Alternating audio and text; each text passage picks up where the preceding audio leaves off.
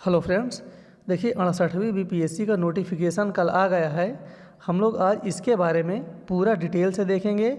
सभी जितने भी महत्वपूर्ण पॉइंट हैं सभी को डिस्कस करेंगे, कुछ भी डाउट नहीं रहेगा। इसके अलावा भी अगर कोई भी डाउट रहता है आप लोग कमेंट बॉक्स में कमेंट करना, उसका रिप्लाई दे दिया जाएगा। अगर बहुत ज़्यादा मात्रा में किसी को समस्या होती है तो उसके लिए एक स्पेशल सेपरेट वीडियो बना दिया जाएगा। तो हम लोग देखते हैं 68वीं बीपीएससी के बारे में। तो देखिए इसमें टोटल जो पदों की संख्या है यहाँ पर सब कुछ दिया गया है। यहाँ पर ये चीज़ ज़रूर ध्यान देंगे कि आप इसके लिए एलिजिबल हैं कि नहीं, क्योंकि किसी में 20 वर्ष, किसी में 21 वर्ष मांगा गया है और कुछ 22 वर्ष भी है, तो आप इसको देख लेंगे। इसके बाद जो पदों की संख्या है टोटल, देखिए अभी तक इसमें 21 विभाग से वैकेंसी आई हुई है, 21 विभाग से, और हर बार लगभग 27 विभाग से वैकेंसी आती है। इससे भी अधिक हो जाता है, लेकिन 27 लगभग रहता है, 26 या 27। तो अभी इसमें पदों की संख्या बढ़ेगी और 100% बढ़ेगी। कितना बढ़ेगा ये सब बता दिया जाएगा बाद में। अभी इस समय वर्तमान में 281 पोस्ट ऐसे हैं और 77 ऐसे, दोनों को अगर मिक्स कर दिया जाए तो 358 पद लगभग बनते हैं। और ये पदों की संख्या भी बहुत ज़्यादा बढ़ने वाली है, इसके लिए चिंता ना करिए। तो हम लोग सभी महत्वपूर्ण पॉइंट को देखेंगे। देखिए यहाँ पर दिया गया है पदों की संख्या घट और बढ़ सकती है, सब कुछ ऑलरेडी हाईलाइट कर दिया गया है। आप इस पॉइंट को सही से देख लेंगे। प्रारंभिक परीक्षा के पूर्व अधियाचन विभागों से प्राप्त होने वाली अधियाचना को शामिल किया जा सकता है तथा संशोधन होने पर पदों की संख्या घट बढ़ सकती है। ये दोनों हो जाता है, क्योंकि अब की बार ऐसा ही हुआ है। सबसे पहले 803 पद थे, उसके बाद एक घटाकर 802 कर दिया गया था 67वीं बीपीएससी में। फिर हम लोग देखते हैं इसमें जो महत्वपूर्ण पॉइंट है ये आरक्षण का है। ये आरक्षण वाला पॉइंट है तीसरा। इसमें जो तीसरा का ए दिया गया है, अनुसूचित जाति एवं अनुसूचित जनजाति के उम्मीदवारों को निम्नांकित प्रमाण पत्र जमा करना अनिवार्य होगा। ये जमा करना पड़ेगा प्रमाण पत्र। एक है जाति प्रमाण पत्र और स्थायी मूल का निवास प्रमाण पत्र। तीसरा वाला ये महत्वपूर्ण है, काफ़ी लोग इसमें गलती करते हैं।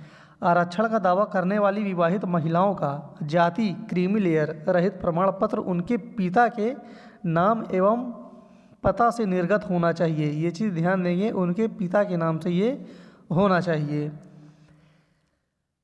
और इसके बाद न कि उनके पति के नाम से। उपर्युक्त आरक्षण संबंधी सभी प्रमाण पत्र आयोग कार्यालय में सत्यापन के समय मूल रूप से प्रस्तुत नहीं करने पर आरक्षण का लाभ दे नहीं होगा। ये अभी कुछ दिन पहले ही बीपीएससी में अपडेट किया गया था, वही चीज़ यहाँ पर ऐड कर दिया गया है। बहुत ही महत्वपूर्ण पॉइंट है ये। अब हम लोग बढ़ते हैं। ये आरक्षण का इसमें दे दिया गया है सीक्वेंस है, इसको आप लोग पढ़ लेंगे। जो महत्वपूर्ण पॉइंट है वो देखते हैं। उम्र सीमा कब से जोड़ी जाएगी, तो 1/8/2022 से 1/8/2022 को न्यूनतम उम्र सीमा देखी जाएगी।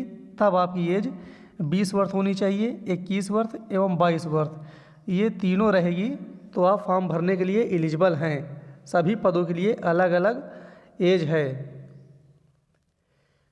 देखते हैं इसमें। अब यहाँ पर आ गया है निगेटिव मार्किंग के बारे में। तो देखिए यहाँ पर जो 8वां कॉलम है यहाँ पर साफ साफ दे दिया गया है सेकंड वाले में कि प्रारंभिक परीक्षा में गलत उत्तर के लिए नकारात्मक अंकन निगेटिव मार्किंग लागू होगा। अब निगेटिव मार्किंग यहाँ पर 3 टाइप का दिया गया है, वो तीनों टाइप हम लोग देखेंगे। लेकिन ये चीज़ श्योर है कि निगेटिव मार्किंग रहेगा। आप तीनों में से किसी भी पॉइंट को सिलेक्ट कीजिए, किसी को भी आप सिलेक्ट करेंगे निगेटिव मार्किंग रहेगा ही। लेकिन किस टाइप का निगेटिव मार्किंग चाहते हैं ये भरने वालों की संख्या पर डिपेंड करेगा। तो हम लोग देखते हैं उसके बारे में। वो 3 कौन से कॉलम हैं जो आपको भरना पड़ेगा। सबसे पहले इसको देखते हैं। मुख्य परीक्षा हेतु ऑनलाइन आवेदन भरते समय ही उम्मीदवार को वैकल्पिक विषय का चयन करना अनिवार्य होगा। ये चीज़ ध्यान देंगे, जब आप मुख्य परीक्षा के लिए मेंस के लिए फॉर्म भरेंगे तब आपको वैकल्पिक विषय भरने का ऑप्शन दिया जाएगा। तो जब आप उस समय भरेंगे तभी वही वाला माना जाएगा। तो अभी प्रारंभिक परीक्षा में ऐसी कोई भी समस्या नहीं है। प्री एग्ज़ाम निकालने के बाद मेंस का फॉर्म भरेंगे तो उसमें आपको ऑप्शनल सब्जेक्ट भरना पड़ेगा। जब आप उसमें जो भरेंगे वही माना जाएगा।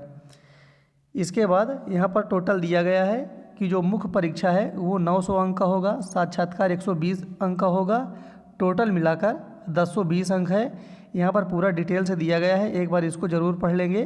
कुछ भी डाउट हो तो, बाकी इसमें कोई भी परिवर्तन या संशोधन नहीं किया गया है। अब हम लोग देखते हैं उम्मीदवारों का मंतव्य। जो कॉलम दिया जाएगा हम लोगों को फॉर्म भरने के लिए, वो अब की बार 3 कॉलम उसमें एक्स्ट्रा रहेंगे। वो तीनों कॉलम कौन कौन से हैं तो यहाँ पर देख सकते हैं। जो 68वीं बीपीएससी संयुक्त प्रतियोगिता परीक्षा के लिए ऑनलाइन आवेदन पत्र के कंडिका यानी कि कॉलम में निम्नलिखित 3 बिंदुओं पर ध्यान देंगे कि 3 बिंदुओं पर अभ्यर्थियों का मंतव्य लिया जाएगा। 3 बिंदु आपको दिए जाएंगे ऑप्शन के लिए, जिनमें से अभ्यर्थी को सिर्फ एक विषय का चयन करना अनिवार्य होगा। 3 दिए जाएंगे, 3 में आप तीनों नहीं भर सकते हैं, 3 में आपको किसी एक को ही सिलेक्ट करना होगा। और वो 3 कौन कौन से हैं तो यहाँ पर दिया गया है तीनों, 1, 2, 3। इसमें जो पहला दिया गया है, पहला ये दिया गया है कि जो निगेटिव मार्किंग है ये सभी वर्गों से उनके कठिनाई के सापेक्ष स्तर के अनुसार आनुपातिक रूप से चुने गए प्रश्नों की सीमित संख्या पर होना चाहिए। यहाँ पर ध्यान देंगे ये चीज़, सीमित संख्या पर होना चाहिए। यहाँ पर उदाहरण करके दे दिया गया है। फॉर एग्जांपल, जैसे कि यदि 150 प्रश्नों से 150 क्वेश्चन तो रहेगा ही, तो 150 क्वेश्चन से अगर 50 प्रश्न यानी कि 50 प्रश्न को 1/3 भी कहते हैं, 1/3 प्रश्नों का चयन निगेटिव मार्किंग के लिए किया जाता है। यानी कि 150 प्रश्नों से सिर्फ 50 प्रश्न पर निगेटिव मार्किंग किया जाता है, तो प्रत्येक खंड से 1/3 प्रश्नों का चयन ही किया जाएगा। ठीक है, ऐसे में क्या होगा कि प्रश्नों के सही उत्तर के लिए अगर आप सही उत्तर देंगे, यानी कि सिर्फ आप 50 प्रश्न के लिए जब आप सही उत्तर देंगे तब आपको 2 अंक दिया जाएगा, और गलत उत्तर के लिए 1/2 अंक काटा जाएगा। ये चीज़ ध्यान देंगे। अगर आप सही उत्तर देंगे तो आपको 2 अंक मिलेगा, अगर गलत उत्तर देंगे तो 1/2 उसमें से काटा जाएगा। ये पहले वाले कॉलम में कहा गया है। ठीक है, अभी ये भी आपको बताया जाएगा कि इन तीनों में बेटर कौन सा रहेगा। ठीक है, और फिर दूसरे वाले में दिया गया है एज एबव, यानी कि उपरोक्त के अनुसार सही उत्तर के लिए। देखिए दूसरा वाला कह रहा है कि अगर आप सही उत्तर देते हैं तब आपको 1 अंक दिया जाएगा। अगर आप दूसरा वाला सिलेक्ट करते हैं तो सही उत्तर के लिए 1 अंक दिया जाएगा और गलत उत्तर के लिए 1/4 काटा जाएगा। लेकिन ये भी जो लागू होगा मात्र 50 प्रश्नों पर ही लागू होगा, सभी पर नहीं। ठीक है, सही उत्तर देंगे तो 1 नंबर मिलेगा, गलत उत्तर देंगे तो उसका 1/4 कट जाएगा। अब उसके बाद जो तीसरा महत्वपूर्ण पॉइंट दिया गया है, ये तीसरा बहुत ही महत्वपूर्ण है, इसको आपको देखना चाहिए बहुत ही अच्छे से। और मेरा मानना है कि अगर तीनों में किसी को सिलेक्ट करना चाहिए, ये देखिए ये मेरा मानना है खुद का पर्सनल, बाकी आप कुछ भी सिलेक्ट कर सकते हैं, तो तीसरा वाला ज़्यादा बेटर रहेगा, क्योंकि ये समान है, इसमें कोई डाउट भी नहीं रहेगा और कन्फ्यूजन भी नहीं रहेगी, और ये सही भी है। इसमें दिया गया है तीसरे वाले में कि सभी 150 प्रश्नों पर समान रूप से निगेटिव मार्किंग होनी चाहिए, यानी कि 150 क्वेश्चन पर सभी में निगेटिव मार्किंग रहेगी। और क्या है इसमें कि अगर आप सही उत्तर देते हैं तो आपको 1 नंबर मिलेगा, और अगर आप गलत उत्तर देते हैं तो आपका 1/4 कट जाएगा बस। तो ये ज़्यादा बेटर रहेगा, क्योंकि इसमें सभी निगेटिव मार्किंग एक समान है। सही उत्तर देंगे तो 1 नंबर मिलेगा, गलत उत्तर देंगे तो 1/4 उसका कट जाएगा। तो ये ज़्यादा ठीक रहेगा। बाकी अगर आप इसको भी सिलेक्ट नहीं करते हैं तो फिर इसके अलावा आप सेकंड वाले को सिलेक्ट कर सकते हैं।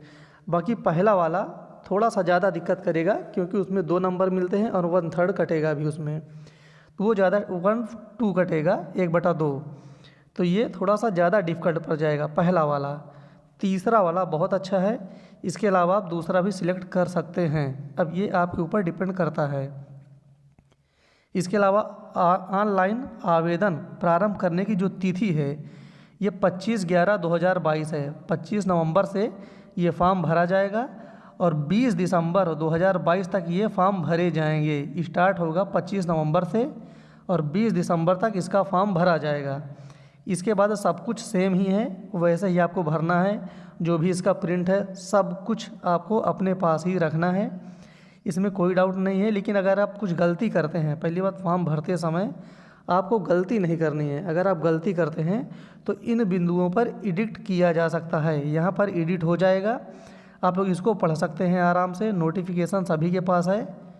ये नोटिफिकेशन को टेलीग्राम पर दे भी दिया गया है, तो आप वहाँ से इसको डाउनलोड कर सकते हैं। यहाँ पर जितने नाम दिए गए हैं, देखिए सुधार परिवर्तन हेतु मान्य बिंदु, मतलब इसमें सुधार किया जा सकता है। आवेदक का नाम, पिता का नाम, माता का नाम, पति का नाम, जन्म तिथि, लिंग, आधार संख्या, जाति, आरक्षण सब कुछ दिया गया है। यहाँ पर देखिए आयोग का निर्णय क्या है। ऑनलाइन आवेदन के दौरान एडिट की प्रक्रिया पूर्ण हो जाने के बाद प्राप्त किसी भी तरह के परिवर्तन एवं सुधार के अभ्यावेदनों पर विचार नहीं किया जाएगा। पूरा आप इसको पढ़ लेंगे, कुछ भी ऐसा नहीं है। अगर कुछ गलती भी होती है तो आप कमेंट करना, पूरा डिटेल से आपको बता दिया जाएगा कमेंट में ही। तो आप लोग इसको देख लीजिए, जो मेन पॉइंट था इसमें अब की बार निगेटिव मार्किंग के लिए वही इसमें डिस्कस करना था, बाकी सब कुछ सेम ही है। तो 3 पॉइंट आपको चूज़ करने हैं, तीनों में से किसी एक को, तो जो आपको सही लगे आप उसको सिलेक्ट कर सकते हैं। बाकी इसमें पदों की संख्या अभी और बढ़ेगी, मेरे पास कई जानकारी है। तो नेक्स्ट वीडियो में अभी कितने पोस्ट बढ़ने वाले हैं सब कुछ आपको बता दिया जाएगा डिटेल में। इन पदों में जो तीसरा विभाग है, तीसरा वाला, देखिए यहाँ पर स्टार बना हुआ है, तो स्टार का मतलब कुछ अलग है। यहाँ पर लिखा हुआ है जिला अग्निशमन पदाधिकारी, गृह विभाग, आरक्षी शाखा। तो यहाँ पर इसका डिटेल दे दिया गया है, ये सबके लिए नहीं है, ये विशेष लोगों के लिए है। यहाँ पर दिया गया है क्रम संख्या 3 में वर्णित पद के लिए मान्यता प्राप्त संस्थान से केवल विज्ञान संकाय से, ये चीज़ ध्यान देंगे, केवल विज्ञान संकाय से स्नातक अथवा स्नातक अग्नि अभियंत्रण अथवा यांत्रिकी ऑटोमोबाइल विषय में अभियंत्रण स्नातक की डिग्री मान्य होगी। तीसरा वाला सभी के लिए नहीं है, ये मात्र केवल विज्ञान संकाय या इन लोगों के लिए ही है। तो बस इसके बाद अब कोई डाउट नहीं रहेगा आपको, आराम से आप लोग फॉर्म भर सकते हैं। 3 को सिलेक्ट करना है, 3 में आप किसी एक को सिलेक्ट करके फॉर्म की प्रक्रिया को पूर्ण कर सकते हैं।